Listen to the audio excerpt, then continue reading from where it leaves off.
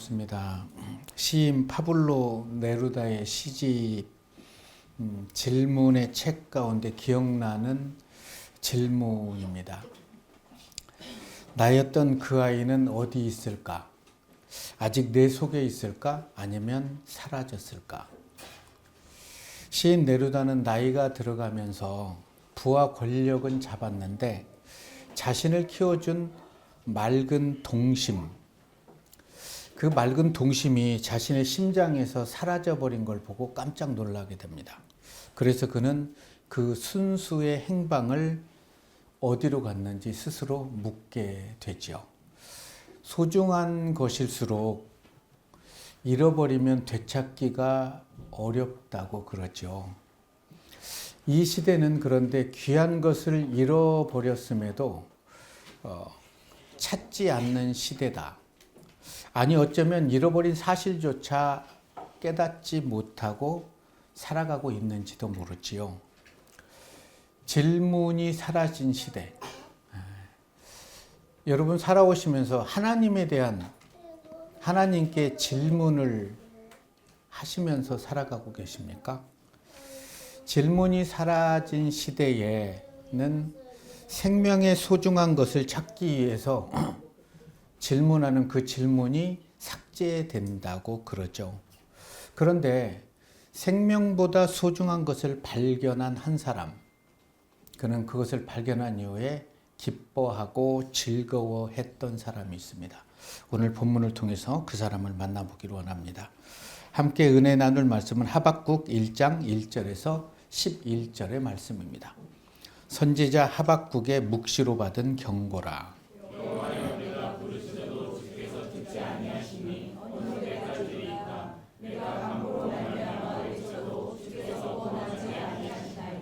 어찌하여 나로 간악을 보게 하시며 폐역을 목도하게 하시나이까.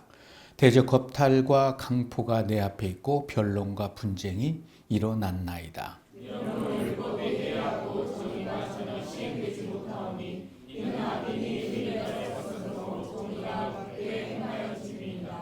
여호와께서 가라사대 너희는 열국을 보고 또 보고 놀라며 놀랄지어다.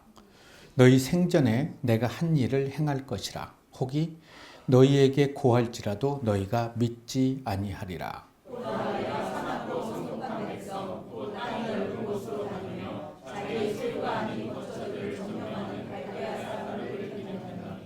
그들은 두렵고 무서우며 심판과 위령이 자기로 말미암으며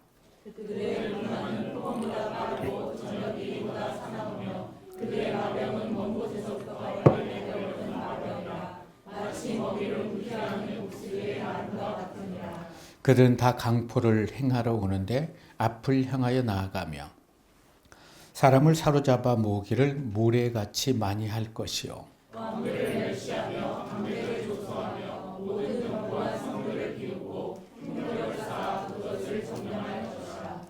그들은 그 힘으로 자기 신을 삼은 자라. 이에 바람같이 급히 몰아 지나치게 행하여 득제하리라. 아멘. 하박국서를 처음 열어보면 이해할 수 없는 그런 글들이 진행이 됐지요. 하박국 선지자가 하나님께 묵시를 받았던 시대는 기원전 6세기였습니다. 그 시대는 국내외적으로 아수르 제국이 자기의 힘을 과시하려고 했고 또 신흥 세력으로 등장한 바벨론과 격렬한 힘겨루기를 하고 있는 그런 시대였죠. 그런 상황에서 유다는 예루살렘 함락이 임박했음이 가까워졌음에도 불구하고 그것을 인지하지 못하고 오늘 본문에 나와 있는 것처럼 멸망한 도시에서 방탕하면서 하나님의 율법의 말씀을 버려버리게 됩니다. 하나님의 말씀이 우리의 삶에 무슨 필요가 있느냐라고 하면서 버리고 약탈과 폭력이 난무하고 정의가 숨어버리는 그런 시대. 이런 시대에 설상가상 역사의 중요한 사건이 하나 발생하게 되는데 주전 609년에 하나님 앞에서 의로웠던 요시야 왕이 죽게 되는 그런 사건이기도 합니다. 다윗 이래에 가장 경건했던 요시야 왕의 죽음으로 인해서 유다의 역사는 이제 걷잡을 수 없는 소용돌이 속에 빠져들게 되지요. 자, 애굽 왕과 바벨론 왕이 이제 요시야 왕의 아들을 왕으로 세우고 자기 마음대로 왕을 세우고 이름을 바꿔버리는 거예요. 그럼에도 불구하고 어떤 액션을 취할 수 없었던 그런 상황. 이렇듯 정말 암울하고 암울했던 시대에 하나님의 부르심을 받았던 사람이 바로 하박국 선지자입니다. 하박국의 이름의 뜻은 팔을 벌려서 앉다. 팔을 벌려 앉고 씨름하다라는 의미가 잠재되어 있지요. 그 시대의 눈물과 고통을 끌어안고 하나님과 함께 고민하고 또 하나님과 함께 씨름하기를 원하셨던 그런 하나님의 마음을 하박국 선지자는 아셨을까요? 1절의 말씀입니다. 선지자 하박국의 묵시로 받은 경고라. 어렵죠? 원문을 직역하면 이렇습니다. 선지자 하박국이 알아차린 무거운 짐이다. 하나님의 말씀을 듣고 이해를 했는데 그 말씀이 너무나 엄청나고 무거워서 받아들이기에는 좀 역부족이다. 이런 의미를 담고 있습니다. 우리 또한 살다 보면 내적 외적으로 혼란의 시기가 있지 않습니까? 고난 속에서 그래서 하나님의 이름을 부르고 살려달라고 간구할 때 하나님의 말씀이 나에게 다가올 때가 있어요. 그런데 그 말씀이 내가 원하는 말씀이 아닌 거예요. 그래서 그 말씀이 너무 무거워서 짐이 되었을 때 내 손에 움켜졌던 것들을 하나님 앞에 내려놓고 사랑하고 용서하고 섬겨야 한다는 것을 알지만 머리로는 이해가 되지만 가슴으로 받아들이지 않음으로 인해서 그게 더 무거운 짐이 돼서 아파하고 있을 때도 있잖아요. 내가 용서하고 사랑하고 섬겨야 될 사람은 악을 행하면서 너무나 잘 살고 있는 거예요. 그런데 왜 나만 손해보면서 그 사람을 용납하고 그 영혼을 위해서 울어야 되냐는 거예요. 그게 너무나 무거운 짐이 돼서 하박국 선지자처럼 하나님께 반문하고 있지는 않는지. 하박국 선지자는 아무리 하나님의 말씀을 외치고 그들의 불의를 지적해도 그들은 더 악으로 달리고 있는 거죠. 요동조차 하지 않아요. 그래서 질문하고 또 질문합니다. 하나님, 그렇게 도와달라고 부르짖었는데 언제까지 침묵하시겠습니까? 이 이스라엘의 폭력이 난무하고 있고 하나님을 향한 예배가 소멸되어 가고 있는 이 시대에 하나님의 말씀으로 부흥케 해달라고 기도하는데 왜 침묵합니까? 자, 이런 기도를 하나님은 왜 외면하셨을까요?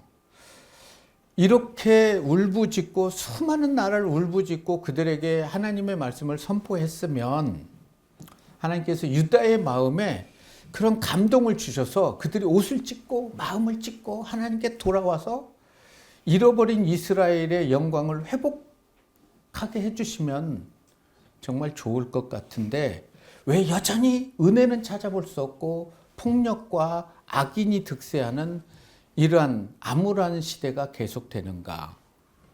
이게 하박국의 질문입니다. 여러분 또한 지금까지 살아오시면서 하박국 같은 기도를 드리지 않았습니까? 하나님, 저희 가정을 위해서 그렇게 기도했는데 왜 저희 부모님이 제가 사랑하는 사람이 주님께 돌아오지 않습니까? 왜 더 멀리 하나님을 떠나서 나를 이렇게 힘들게 합니까? 왜 내 앞에 놓여진 이 고통, 아픔을 그렇게 부르짖었는데 하나님께서는 외면하고 침묵하십니까? 그로 인해 저의 아픔이 더욱더 심하게 만듭니까?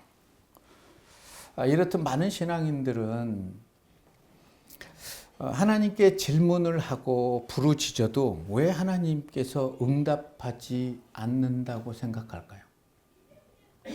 이미 하나님께서 하나님의 말씀으로 응답해 주셨음에도 그 하나님의 응답이 내가 생각했던 뜻과 다르기 때문에 응답되지 않았다고 생각하고 있지는 않는지, 그래서 아파하고 원망하고 있지는 않는지, 지금까지 계속 하박국 선지자가 왜 이래야 됩니까? 왜 보고만 계십니까? 라고 부르짖었을 때 하나님께서도 답답하셨나 봐요. 그래서 지금 행해지고 있는 그 악행을 저지르는 유다 민족을 내가 반드시 심판할 거다. 그런데 그들보다 더 잔악한 바벨론 민족을 통해서 그들을 심판할 거다라고 얘기를 해요. 그런데 그 심판은 너무나 비참한 거예요. 하박국 선지자가 기도한 건 심판이 아니라 하나님께 돌아와서 회개하는 거였는데 하나님의 심판은 너무나 엄청난 거죠. 그래서 하박국 선지자는 다시 반문합니다. 아니, 제가 그렇게 기도한 건 아니지 않습니까? 그들이 돌아와서 다시 회개하고 하나님의 이름을 부르짖고 하나님께 찬양케 해달라고 기도했는데 어떻게 우리보다 더 잔악한 바벨론 사람을 통해서 우리를 심판할 수가 있습니까? 이게 하박국의 또 질문입니다. 이런 하박국 선지자의 충격을 이해할 수 있겠습니까? 기도를 했는데 상황이 더 나빠진 거예요. 여러분, 그런 경우 있지 않습니까? 기도했는데 정말 신실하게 하나님을 믿고 했는데 상황이 더 안 좋은 거죠. 어떻게 보면 악을 통해서 선을 이루시는 하나님의 계획을 우리는 이해할 수도 없고 받아들일 수도 없지 않습니까? 하나님, 왜 하필이면 악한 자를 통해서 하나님의 백성을 심판해야 합니까? 하나님의 백성이 불의를 저지르는데 왜 보고만 계시냐는 하박국의 질문에 잔악한 바벨론 사람을 통해서 그들을 심판할 것이라는 이 하나님의 말씀이 너무나 무거운 거예요. 이해는 돼요. 유다는 계속해서 엄청난 죄를 지었거든요. 므낫세 왕은 뭐 말할 필요 없이 선지자 이사야를 톱으로 켜버렸던 사람. 여로보암 왕은 선지자가 하나님의 말씀을 율법을 이렇게 주면서 하나님께로 돌아오라 할 때 그 율법책을 찢어서 불에 태워버리고 이런 일들을 하고 있었어요. 그래서 정말 유다 백성들보다 더 잔악한 바벨론 사람에게 심판을 받는다는 것은 그럼에도 불구하고 이해할 수가 없는 거죠. 그래서 유다보다 더 악한 바벨론 사람을 통해서 유다를 심판하는 이유가 뭐냐고 물어봐요. 그때 하나님께서는 길이 참으신 후에 그들은 나의 심판의 도구일 뿐이다. 그들을 통해서 너희를 심판한다는 거죠. 그래서 너희의 성을 다 불살라버리고 포로로 끌고 간다는 거예요. 그런 후에 하나님께서 그들을 완전히 초토화시켜버리게 된다. 그리고 때가 되면 물이 바다 덮음같이 여호와의 영광을 아는 지식이 온 땅에 충만할 거다. 그래서요, 이 하박국서 2장 14절의 말씀이잖아요. 우리가 잘 아는 물이 바다 덮음같이 여호와의 영광을 아는 지식이 온 땅에 가득할 것이다. 그때 그들은 깨달을 거야. 오직 의인은 믿음으로 말미암아 산다는 거예요. 그런데 의인이 믿음으로 말미암아 살려면 이렇게 많은 죄를 짓고도 예루살렘 성전이 있고 그 아름다운 성전에서 악을 행해버리고 이런 자들이 바벨론에 끌려가서 완전히 밑바닥에서 내동댕이 쳤을 때 그때 그들은 하나님의 이름을 불러요. 예배 드릴 수 있고 성전이 있을 때는 포악하고 죄를 짓고 그 내동댕이 치면서 그곳에서는 예배 드릴 공간이 없어서 그때 일어났던 운동이 시나고그 운동이에요.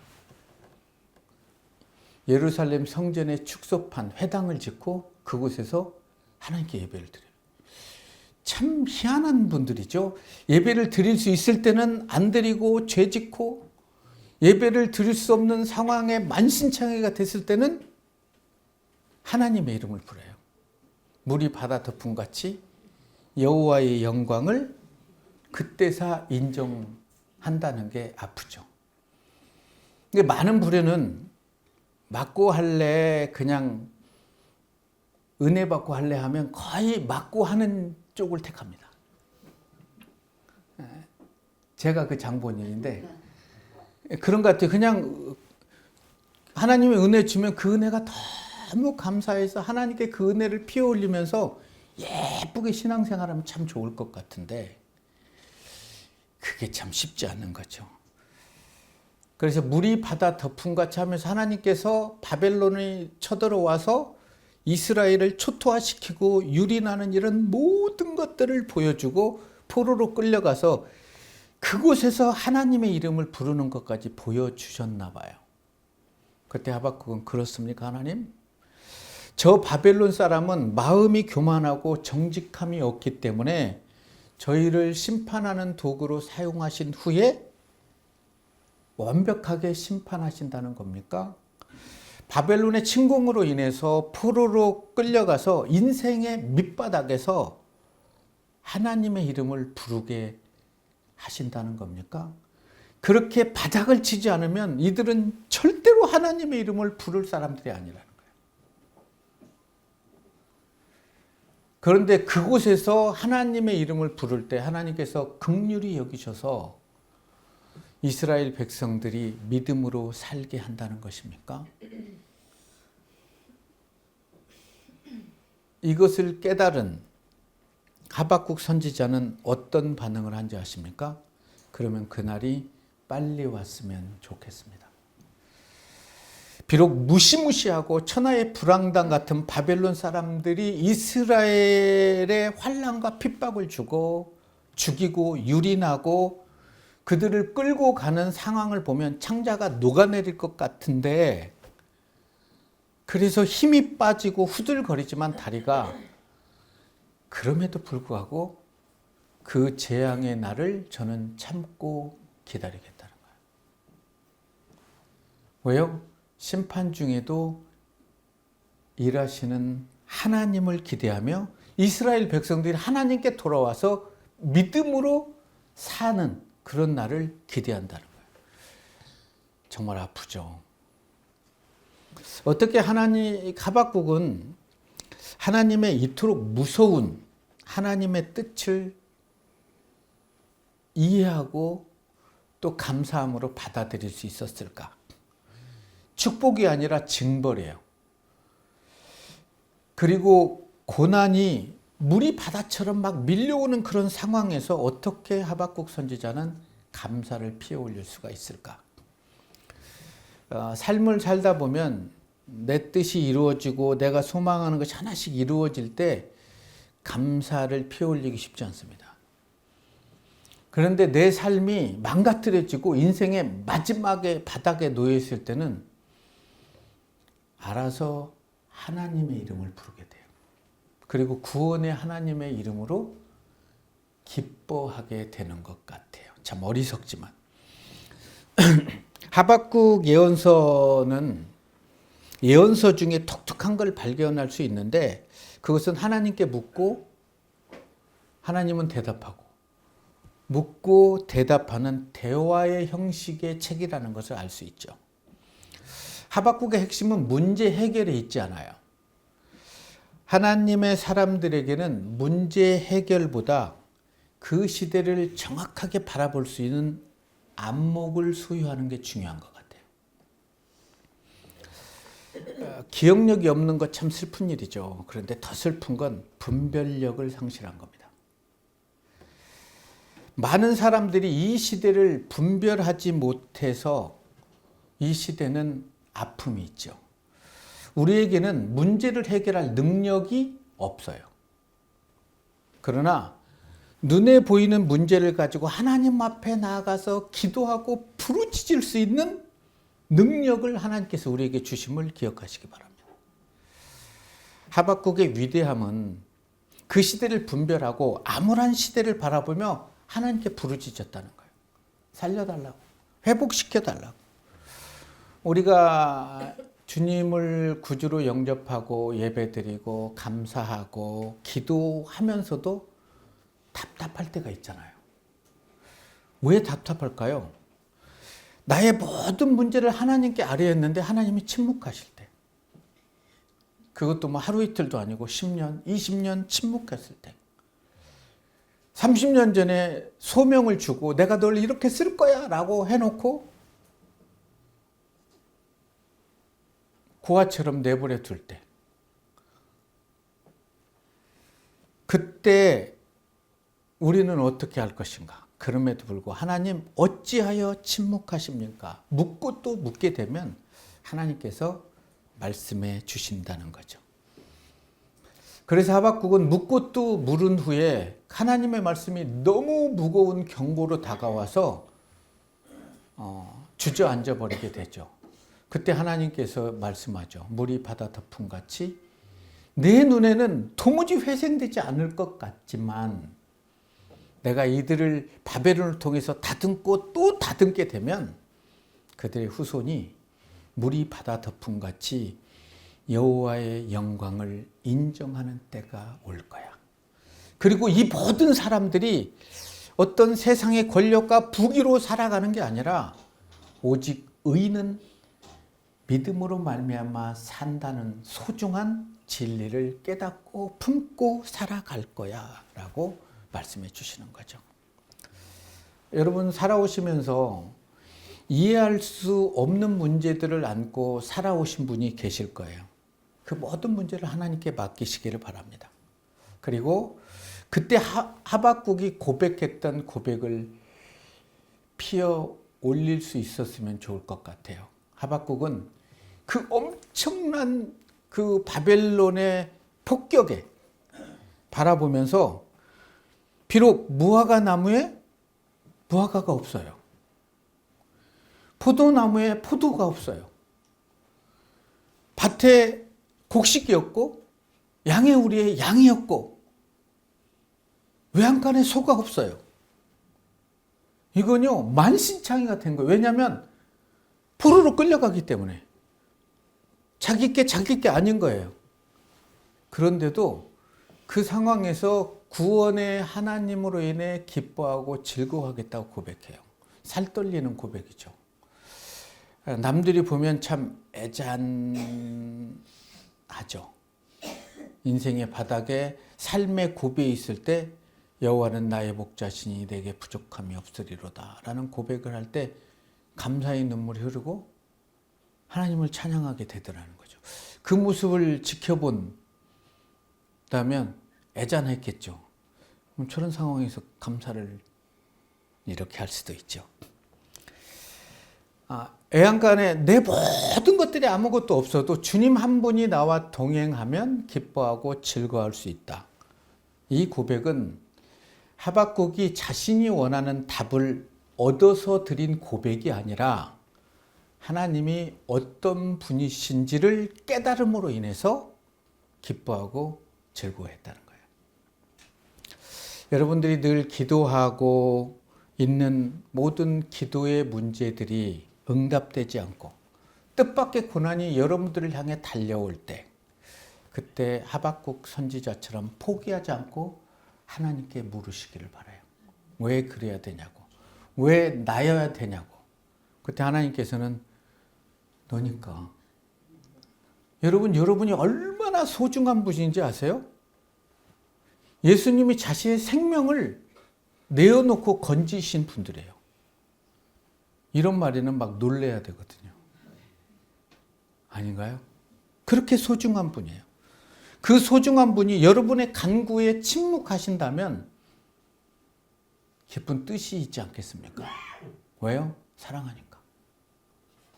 사랑하기 때문에 징계도 하는 거예요. 사랑하지 않으면 내버려 두시는 하나님. 로마서 1장에 보면 그들의 정욕대로 내어버려 두사. 이건 끝장입니다. 그러나 사랑하니까 붙잡게 되는 거죠. 우리는 악한 자들이 죄를 짓는 것을 보면 분노하죠. 근데 그 분노가 유익할까요? 자신에게? 우리는 그들의 행동 자체가 아니라 그들의 행동의 뿌리를 볼 수 있어야 되죠. 유다 사회는 바벨론에 멸망당하기까지는 절대로 그들 스스로는 병을 치유할 수 없는 그런 중증 환자였어요. 유다의 마지막 왕이 시드기야 왕인데 바벨론이 3차로 침공해서 예루살렘 성벽을 다 무너뜨려 버렸을 때 자신의 아들들과 함께 성벽 무너진 곳으로 도망을 가는 거예요. 근데 여리고쯤에서 잡혀요. 바벨론 왕이 너무 괘씸하잖아요. 그래서 시드기야 왕 앞에서 그 두 아들을 죽여버려요. 그리고 시드기야의 두 눈을 뽑고 노사슬로 묶어서 바벨론으로 끌고 가면서 유대 사회는 종지부를 찍게 되는 거예요. 유다의 배는 침몰하게 되죠. 그러나 하나님께서는 그게 끝이 아니다는 거예요. 그게 끝이 아니다. 그러면서 유대 사회의 침몰을 보면서 하나님 앞에서의 죄가 얼마나 무서운 것인지를 그들의 후손들에게 하박국서를 통해서 보여주고 있는 거죠. 우리가 살아가고 있는 세상은 어떤가? 정말 상상할 수 없는 불우가 이곳저곳에서 막 일어나지 않습니까? 불우를 볼 때 우리는 어떻게 반응해야 될까? 신앙을 버려야 될까요? 아무리 하나님께 부르짖어도 하나님은 침묵하시기 때문에, 아니면 우리도 세상과 타협하며 그들과 같이 살아야 될까? 그때 우리는 질문할 필요가 있죠. 예수님이라면 내가 어떤 선택을 하기를 원할까? 눈에는 눈, 이에는 이로 반응해야 될까요? 아니면 하박국, 그들의 아픔을 껴안고 하나님 앞에서 울부짖어야 될까요? 내가 원하고 바라는 것들을 기도했을 때 내 뜻대로 되지 않는다고 해서 하나님을 원망하시는 분도 계실 거예요. 왜 이래야 되냐고, 왜 나이여야 하냐고. 그러나 그럼에도 불구하고 그런 기도를 하나님 기뻐하신다는 거예요. 여러분, 하나님이 포기하지 않는데 여러분이 포기하지 마시기 바랍니다. 제가 좋아하는 찬양이 항해자라는 찬양인데요. 내 손을 놓지 말아달라고. 고난 중에 가끔은 하나님의 손을 제가 놓을 때가 있었어요. 놓고 싶어서 그냥. 그런데도 하나님이 제 손을 붙잡아 주신 걸 저는 은혜라고 생각. 그래서 이곳에서 말씀을 전할 수 있는 거예요.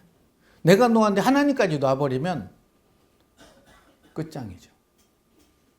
비록 무화과 나무에 열매가 없고 감람나무에 소출이 없고 외양간에 소가 없어도 하나님이 나와 함께 하시면 구원의 하나님으로 기뻐하며 찬양할 수 있는 삶.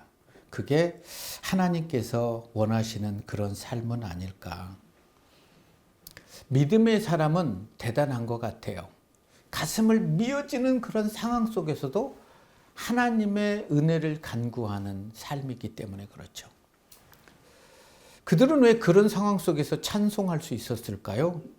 하나님의 말씀을 붙잡았기 때문에. 우리가 하나님의 말씀을 붙잡는 것 같은데, 처음에는 그렇게 붙잡는 것 같은데 말씀이 나를 붙잡아 주는 것을 느낄 때가 있어요. 그게 은혜죠. 현재 자신의 상황을 바라보며 살 소망이 끊기신 분도 계실 거예요. 아무리 기도해도 침묵하시는 하나님. 그런데 하나님은 절대 여러분들을 외면하시지 않는 하나님이심을 기억하시기 바랍니다. 왜요? 여러분보다 더 아파하시며 여러분의 간구에 귀 기울여 들으시는 분이 하나님이시기 때문이에요. 우리에겐 예수 그리스도의 은혜와 성령님의 능력이 있기 때문이죠. 고난 속에서 하나님의 이름을 부를 수 있는 게 은혜입니다.